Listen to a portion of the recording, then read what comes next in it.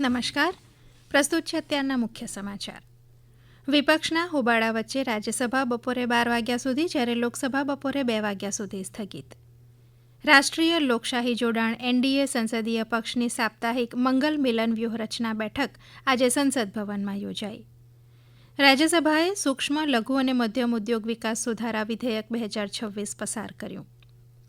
સર્વોચ્ચ અદાલતે કહ્યું કે નીટ પેપર લીક મુદ્દે દિલ્હી સહિતના સ્થળોએ વિરોધ પ્રદર્શનના આંદોલનકારીઓ સામેની એફઆઈઆર પાછી ખેંચવા સરકારો સ્વતંત્ર.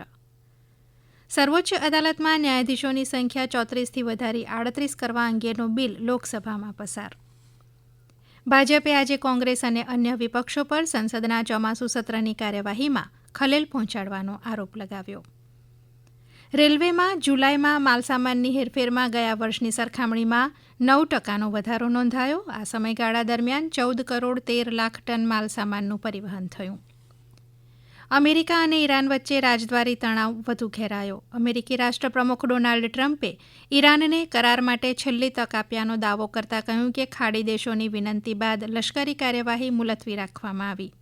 જોકે ઈરાને અમેરિકા સાથે કોઈપણ પ્રકારની વાટાઘાટો ચાલી રહી હોવાના અહેવાલને ફગાવ્યા.